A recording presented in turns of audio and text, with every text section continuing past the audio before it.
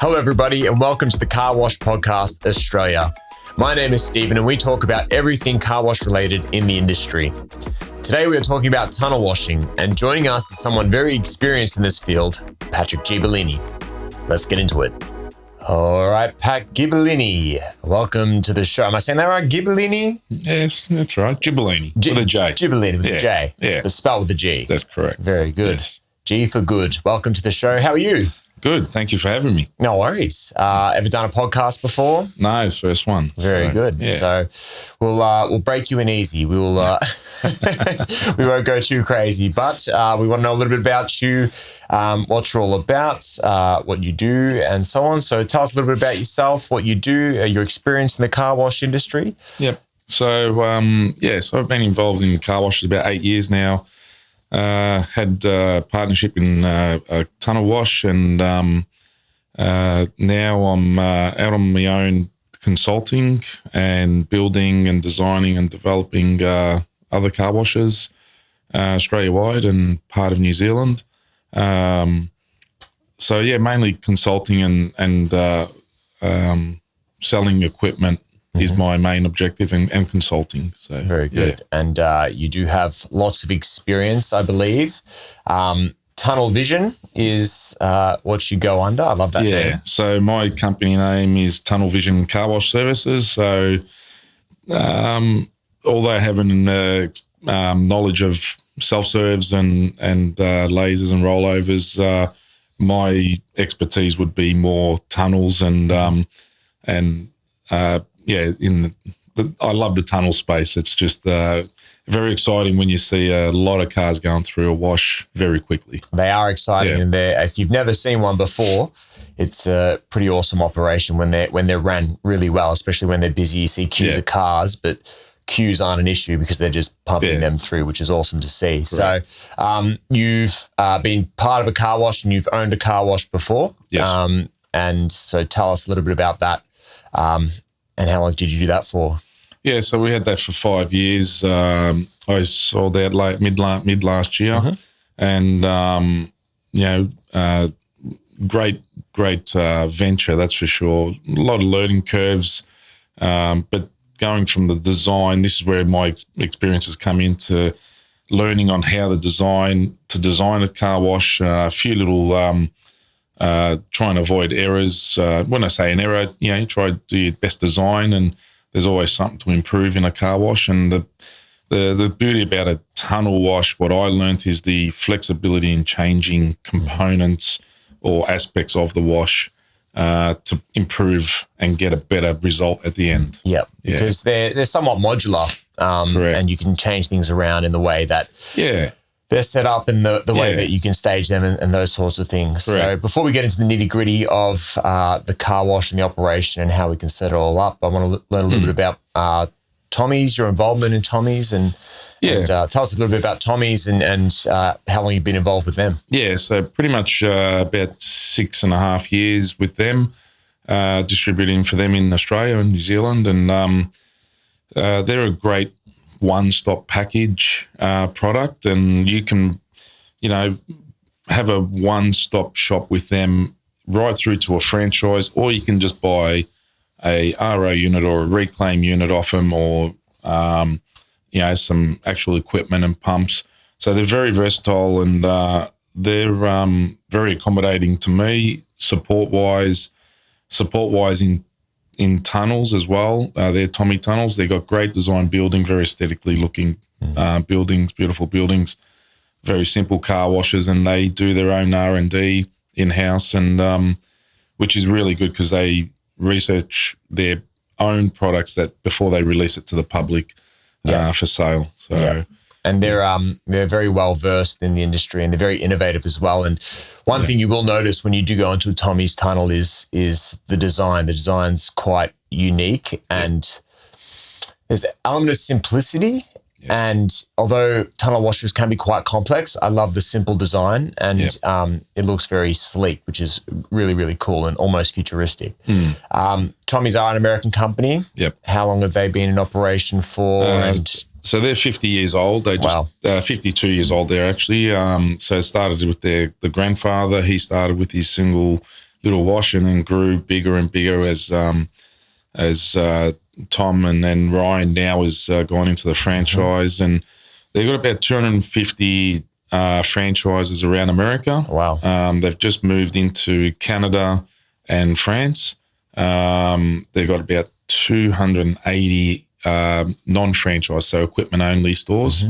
So they're quite, I think they're about the 5th largest in America at the moment, but they're on the uphill scale and on the rise. Yeah, on the rise. Yeah. So, yeah. I've seen Ryan on TikTok, and I've met him at one of the car wash shows in America. So he seems like a pretty switched on guy. And I think for a business to be that successful, to have over 250 franchises is pretty enormous. Yeah.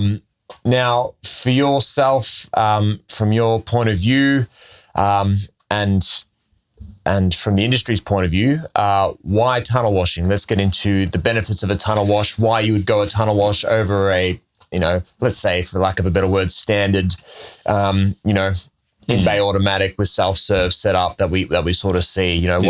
What are the benefits of a tunnel wash? So this is the great debate, isn't it, in Australia at the moment? A lot of people, depends who you talk to, you get different opinions. But look, I think there's a space for all of it. I think there's a space for self-serves, a space for autos, and there's a space for the tunnels. Tunnels are coming to Australia. Over the next, say, 5 to 10 years, you're going to see a big influx of tunnels coming in. It's not to take away from the self-serves and the autos. They do a great job. I love them as well.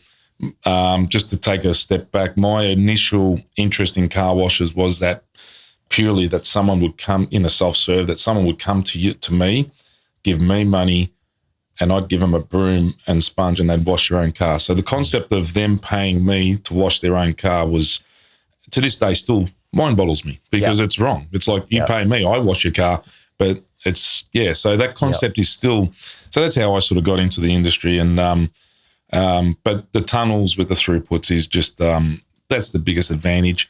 With the Tommy's tunnels, we've got conveyor belt systems as compared to a chain and roller. You have a lot more flexibility with the conveyor belt. So to answer your question, it's pretty much throughput and the speed of the wash is your biggest difference between a rollover. And what numbers? So to give listeners an idea, and the viewers an idea, what numbers are we looking at, and what can we put through on a tunnel wash in terms of throughput? So depending on the size of the tunnel, weather conditions in terms of road grime and how dirty the cars are will determine on how fast you run the conveyor belt or the tunnel. But generally speaking, if it's a 60-foot tunnel, you can get anywhere between 60 and 80 cars an hour. Wow. You go to a 90-foot tunnel, you're talking sort of 100 cars an hour. And then, you can go 130-foot tunnels in America. They've got 140, 160-foot tunnels. Wow. Doing 260 cars an hour. So it's pretty fast. And that's a lot of cars, a lot going on. Just to give a mental picture, how do the cars look and what's the distance between cars on the conveyor belt? So that's the beauty of what I was saying just before. With the chain and roller, you've got limited times where the car can go through because the roller's got to come up and push the car. Conveyor belt, we can the actual the ideal situation is about half a metre apart. So that when the brush comes in, you're washing the back of the car and you're washing the front of the next car at one movement. Now, half a metre, that's not a lot of space. That's literally, that much. So Correct. When we're talking about vehicles and sometimes we get all sorts of cars, cheap cars, expensive cars through tunnel washers. That's not a lot of space. So the management and those sorts of things. So you touched on the size of tunnels. There's various sizes from, what's the smallest you could put? 30 foot? So I've seen some small ones. Yeah, you can do 30 foot. That's pretty much as small as what I would be able to build. And then we're looking at optimization in that space, correct, right? Yeah. And that would push through about, I would set that at about 45 cars an hour. Okay. Yeah. Okay. So you're looking at speed then. So frequency of cars slowing down the conveyor belt. Correct. Yeah. Yeah. But that would have the ability to be able to go up to about 60 cars an hour. Wow. Yeah. So it's a balance of how dirty are the cars. So some winters we get that nice beautiful brown stuff that really sticks to the sides. Yep. You might have to slow it down a little bit, change your soap applications a little bit to accommodate for that. But in an environment where you have enough cleanish cars, you could definitely run that up at 50 plus cars an hour. That's insane. And to give you a comparison for, let's say, a classic car wash that we're used to here in Australia, because tunnels are sort of still relatively new, I'd say, for the industry. An in-bay automatic, so you're looking at a rollover machine, friction wash, or a touch-free laser wash style car wash. The wash times for those, some can get as low as 3.5, 4 minutes. Yep. But then, you can speed things up, but wash quality's, going to compromise at some point. But most sort of run, from my experience, 5 to 6 minutes. If it's a friction wash, you're looking up to 10 minutes. Yeah. So you're limited to 10 cars an hour. That's right. So that is the biggest difference. So the beauty about a conveyor belt is that one car will always be in the Tommy's tunnel, will be about, in Australia, from what my preference of setting them up is about 2 minutes and 10 seconds from when the car enters the front wheels enter the conveyor belt to the time the back wheels drive off the conveyor belt. The beauty is that you can load, and this is the advantage of having longer conveyor belts, you can put 5 cars, depending on the length of it. 90 footer, you should get about 4.5, 5 cars on the conveyor belt. The 30 foot would be about 2.5 cars, but you're washing 2 cars. And so that 2 minute time, you're overlapping your car time, which gives you that throughput of, whatever, 40 plus cars an hour or 80 cars an hour, which is pretty exciting. So you don't have your queue time in the queue. So you might see on a busy day, you've got maybe 10, 12 cars lined up. There's no stress about, are they going to turn around and drive away, because they know within about 7 minutes they'll be through and in the wash. Yeah, so beautiful. Yeah. So we touched on all types of cars going through the wash, from cheaper cars to more expensive cars. What is involved in terms of the wash? What are we going to see as we go through? Take us through. I'm a customer in my car coming through the wash. What do I expect, and what's the process from your end running a tunnel in what's involved? So I think from any business point of view, data is a big thing within. So the main 2 differences between car washes now, between a self-serve, 2 autos and say 4 self-serves, and a tunnel. A tunnel is now a retail business.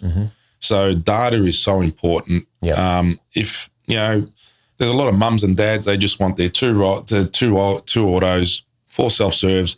They wait for the customers to come in and they get their X amount of dollars a day and they wait for the customer to come back. With a tunnel, we don't do that. The idea is to capture their data. You then can do your promotions. So when you drive into a tunnel, this is part of my consulting of trying to optimize the business. You want to capture their data. So whether it's a phone number, preferably, and their name, or their email address. So you come in, you'll come to a pay station. Now, depending on the owner, the POS unit can be there's quite a few different opinions on that now, whether to have one, whether not have one, whether to try upsell there. That comes down to the business owner. Upsells are good. I don't know if they're that good in a tunnel because of the throughput. You're trying to put the cars through. So my idea is that you drive in, you capture their data, you try and get them on an app or on a, not so much a POS. I'm not a big fan of the POS units. I like number plate recognition. So it's more seamless, no pain points within the process. But driving in, let's say you do have a pay station, you drive in, you'll get to the pay station. Once again, up to the owner whether they have an attendant. The attendant, let's say there is an attendant, they'll go through the pay station, they'll go through the process, what are you looking for today? They'll help you through. Once the payment goes through, that could all take up to 3 or 4 minutes. And when you're trying to push through 80 cars an hour, and that's obviously in peak times, we don't always do 80 cars an hour, but when you're in peak times, you don't really want to be slowing down your queue. You want to be getting those cars through as quick as possible. Yes. So once that's all done, and I'll call that the pain point. You know, your car goes round.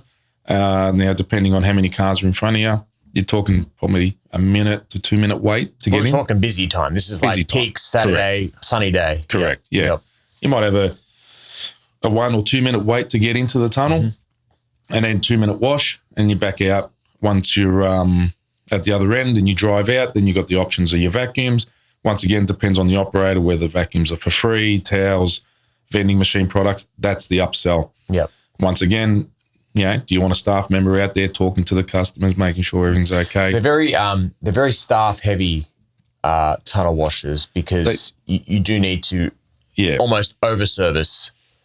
Yeah, in a way, compared to other car washers, you know. Once again, it comes down to the business owner and what they want to do with their business.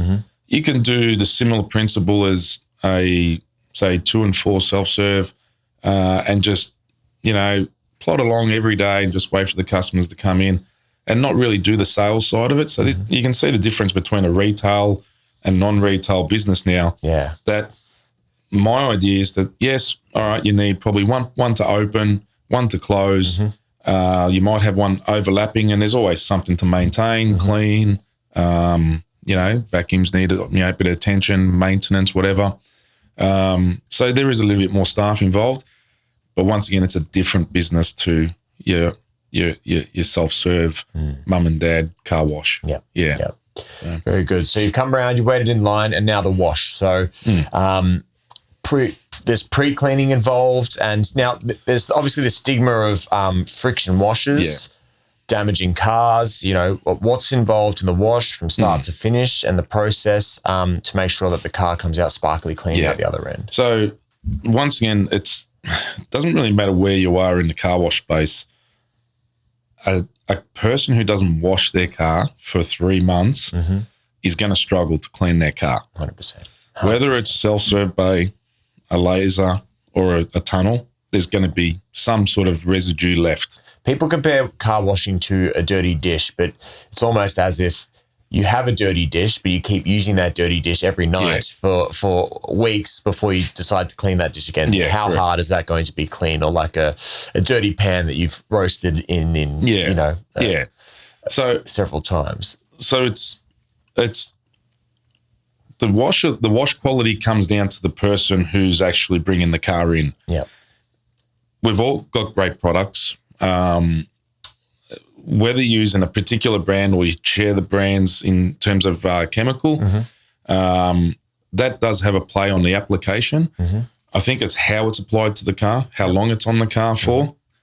So the tunnel itself, and once again, you can move applications, you can move things and change products to suit a summer, winter, bug season, pollen.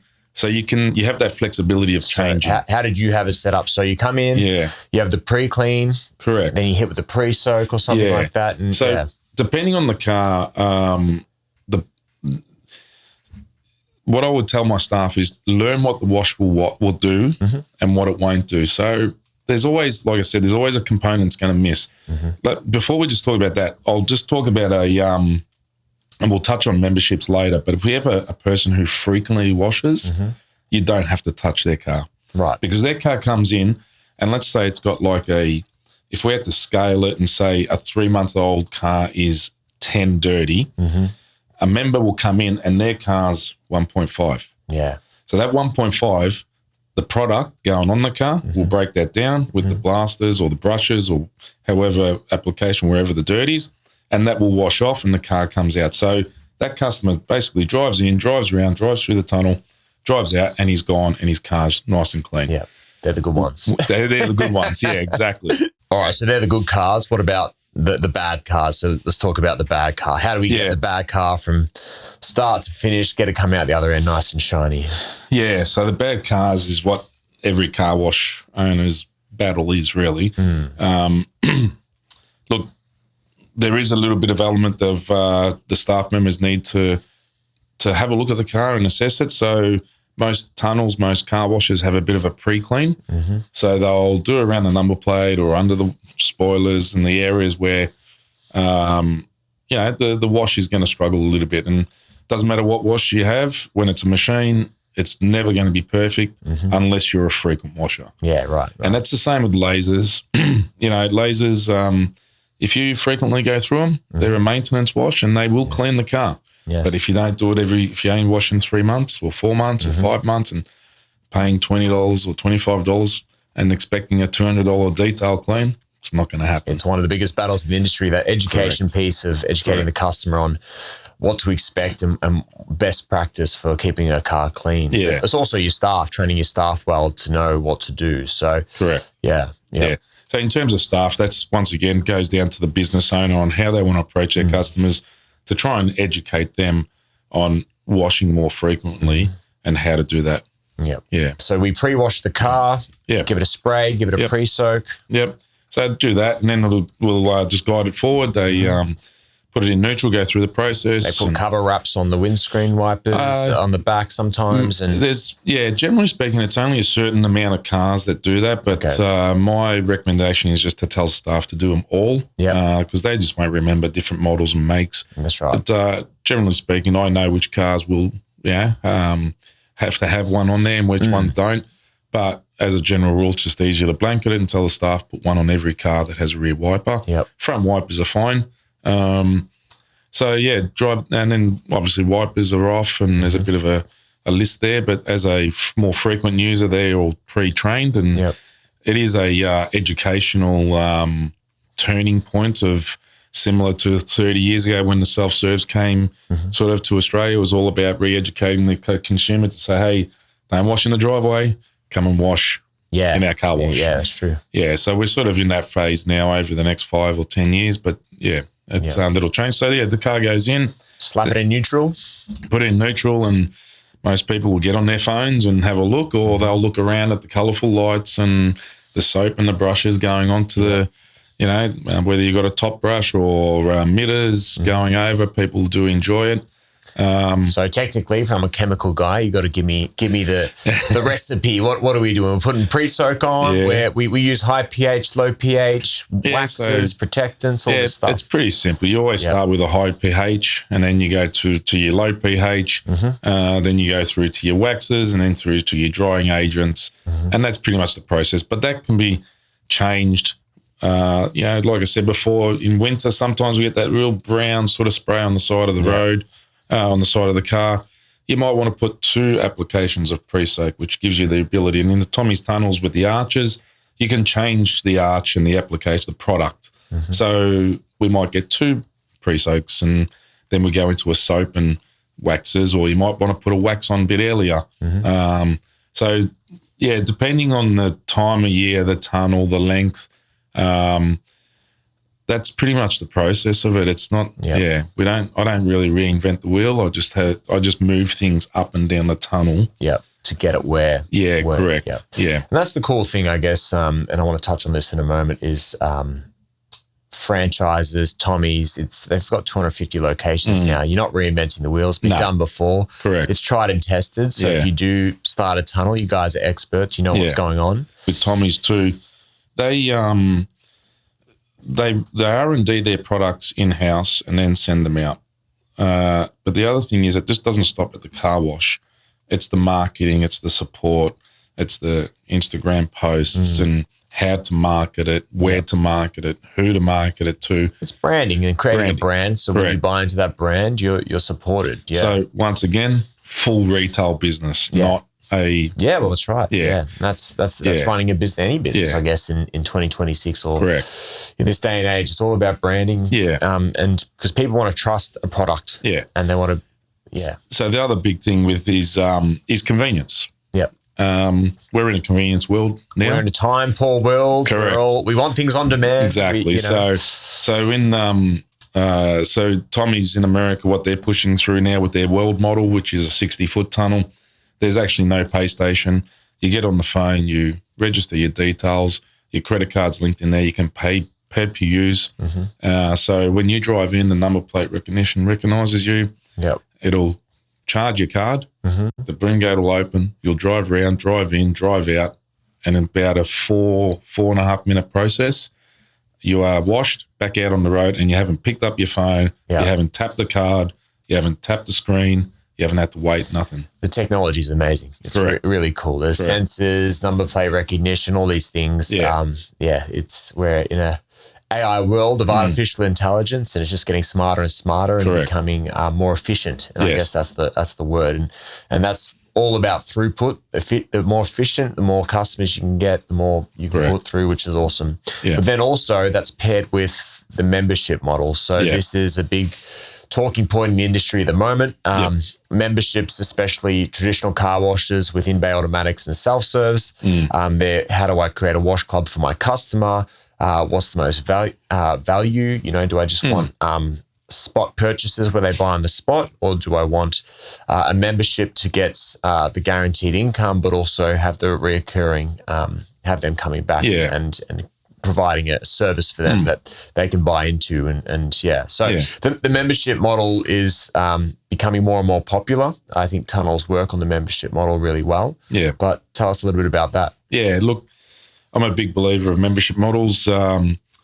So the best part about memberships, well, to touch on what I said before, collecting people's data. Yeah. It comes down to not just membership, but promotions, birthdays, Christmas, and that's your retail space. Yeah. And if you can capture every single car that comes through. Making the service feel special. Correct.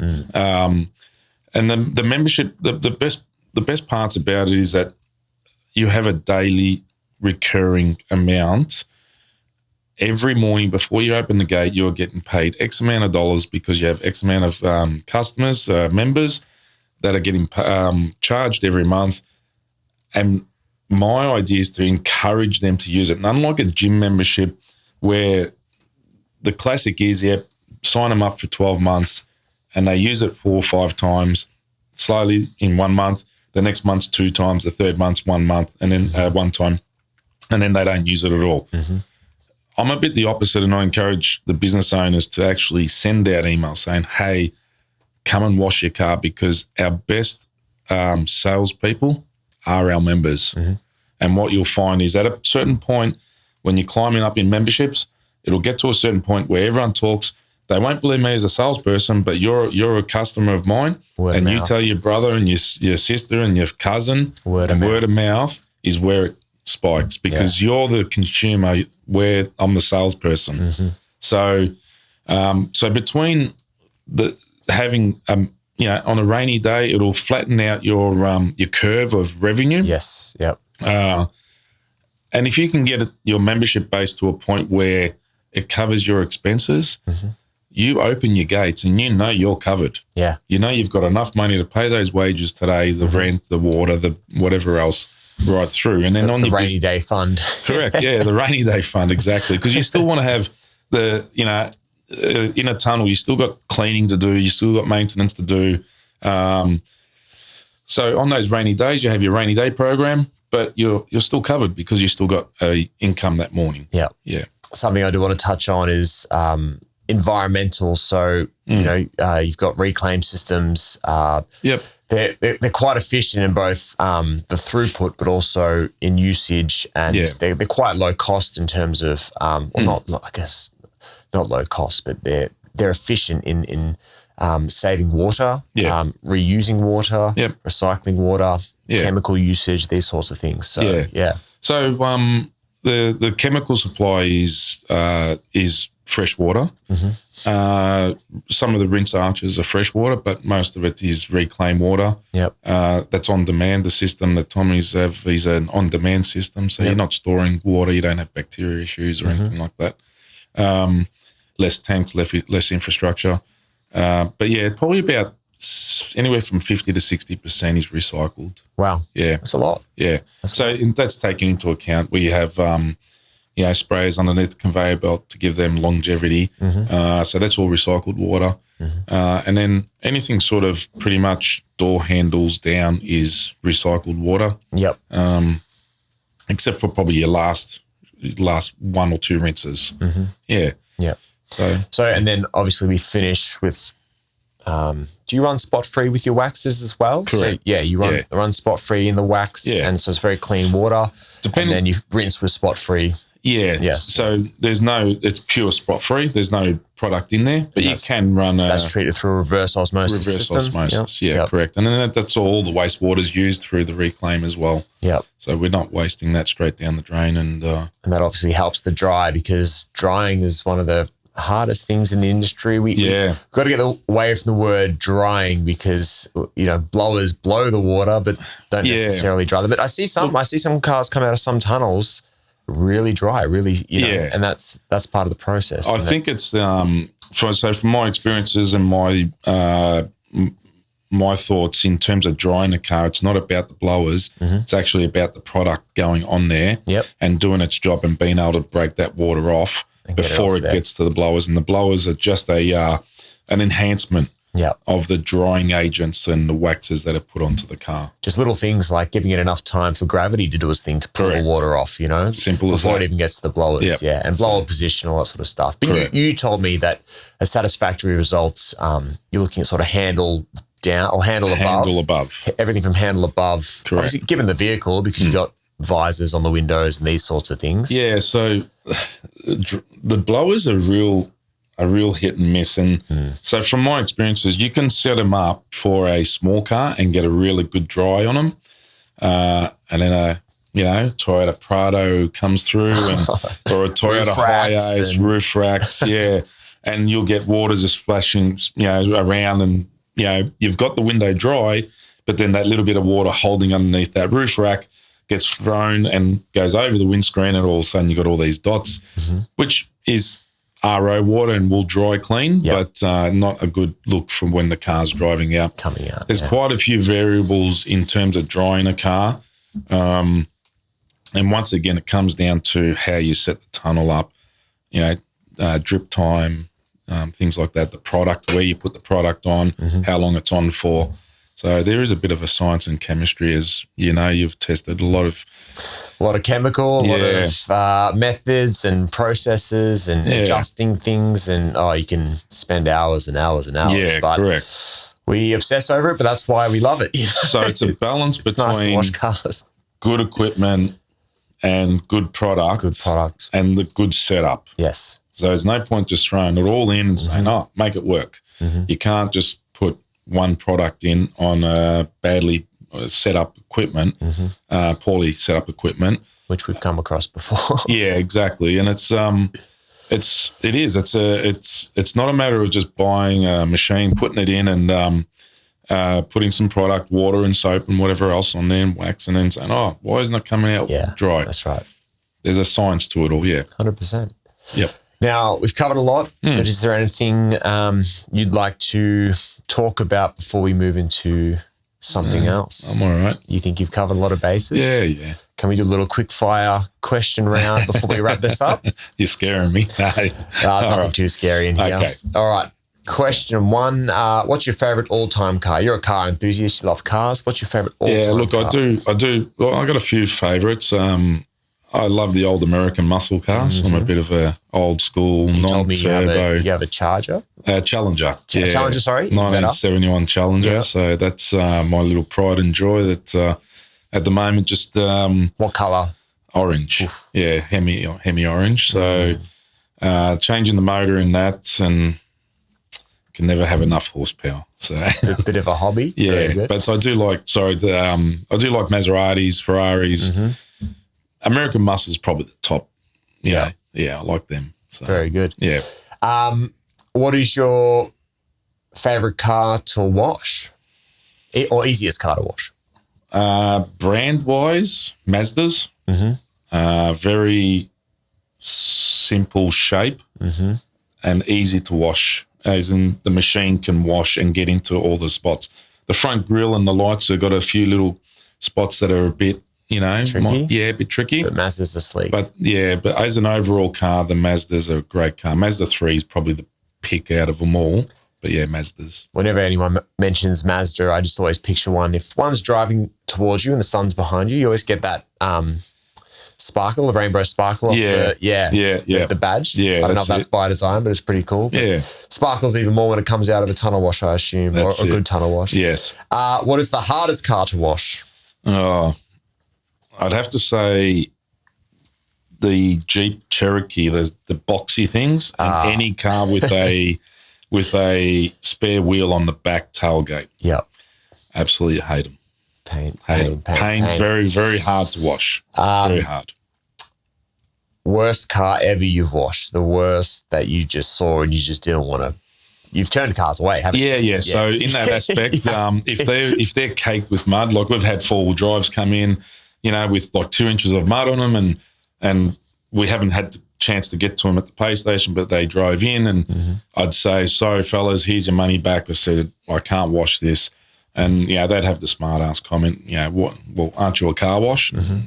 Yeah, I'm a car wash, but I'm not a mud wash. So sort of feel sorry for the self-serve bays, because I sort of lead them towards the self-serves, and then they get caked with all that mud.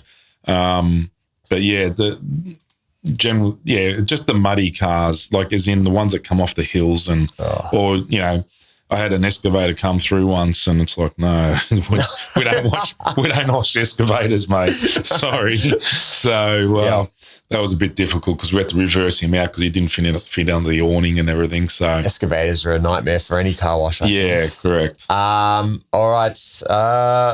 What is the most expensive car that you've washed? Well, when we opened up, we washed a Lamborghini. I can't remember what model it was. Really? Yeah, and I was quite scared it was the third day, I think it was. So there you go, for the naysayers that are against friction washers and brushes and rollovers. Lamborghinis washed by brushes, so it's fine. We had a Ferrari as a member. He would come through. We had quite expensive cars. We had Bentleys. We had a $700,000 Bentley that used to wash every probably week. And I was quite puzzled, because I thought he'd have enough money to get a detailer in.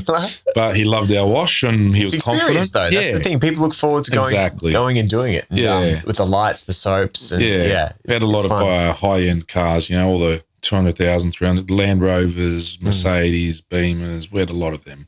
It's it's a myth that's getting busted in the industry that that friction washers can damage cars, but when things are done properly, it's not an issue. That's right. And so something I'll mention now is that the product in the brushes is a bit like wetsuit product, and it's soft. There's nothing in there that can. It's not like the old service stations where they don't capture cloth. Correct. They capture dirt and hold on to it. So they're like a wetsuit material. Yep. And they slide on the car, and there's no chance of scratching. And so anyway, next. Perfect. Next question. Your perfect dream car wash setup, and where? Is there a road that you've seen that you're like, I would love to just put a car wash right there, or perfect car wash without giving too much, because you might be looking at buying a car wash one day. But what's your perfect car wash setup? No, look, I do love the. I think in general, I like the smaller tunnels and more of them. Yeah. We're talking 60 foot? 60 foot, even 40 foot. Yeah, well. Yeah, even down smaller. Yep. More practical, more practical. And I think your capture rate would be a lot better. You can still produce your throughput. Yep. If you had to go into direct competition, if I had to say what, 3 lasers as compared to a 30-foot tunnel, you can have 3 lasers claiming 10 cars an hour. That's 30 cars. I'm still only the floor space. And, with today's retail, the leases and land costs and all that, I think the smaller footprint with the higher throughput is a great option for a, say, 30 foot, 40-foot tunnel producing 50 cars an hour. I think it's a great recipe for the Australian market. Beautiful. Not to say 90-footers are great, and seeing 5 cars on there is so exciting when you're pushing 80 cars an hour, 70 cars an hour. It's quite exciting, But and then location, just I don't know if there's one. I suppose retail areas and service stations. Service stations probably be my favourite. Yeah. Where there's already cars already. Yeah, correct. Yeah. Keep it all together with the cars. Correct. Makes sense. Yeah. All right. What makes you passionate about washing? I think that's pretty simple. You told me earlier. Just all right. Say it. I love the fact that I now can, from woe to go, do all parts of and consult on all parts of the business. So I can start from sales to design to help with locations and, building, construction, assembling the machine together, right through to putting a dirty car in. Actually, I'll hold that thought for a second. So putting it all together, proving the machine, then opening up, being able to train the staff, talk to customers. That's my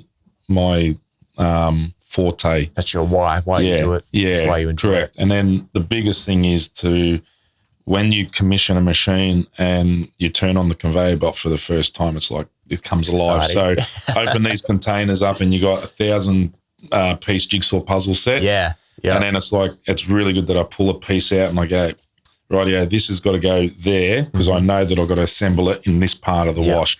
So knowing the machine inside it, experience, And then once it's proved, like we started up and everything's running, we put a car through to prove it, but then the real excitement is when we open up and we get a dirty car coming in and a clean car comes out.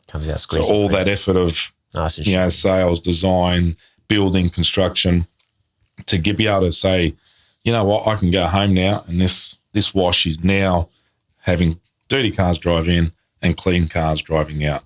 So that's my that's the why. Yeah, that's the why. Yeah, correct. Beautiful. Yeah. And last question, best piece of advice you can give to other car wash operators or owners in the industry? Always smile at your customers and especially the disgruntled ones. Yep. Make them happy because you don't know who they're going to talk to. Perfect. Yep. Customer service. Can't beat it. Always smile. Even if you don't like the person, don't like the situation, smile. I'm sorry. How can I make things better? Yeah. Because you just don't know who that person's going to talk to. Yeah. So as I said before with memberships, your best salesperson is your member, but your worst enemy could be one of your customers because of who. So you can either have it go that way or you can have it go that way. 100%. Yeah. 100%. So treat everyone with extra care because they will be your promoters. Yep.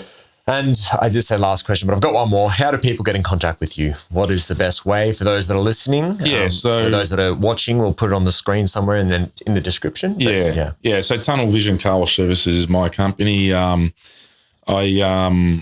Through whether it's through the podcast, you guys, or through Tommy's, but through the industry, everyone knows who I am. So, I've got a website as well. Yeah, and get on there. My number's on there, email address. What's your website? Yeah, Tunnel Vision Car Wash Services. .com.au? Yep, .com.au. All right, you can find Pat there. Yeah, and that's, Pat, thank you for joining us on the podcast. No worries, pleasure. Thank you for having me. And we'll speak soon. It was good. Thank you. Excellent.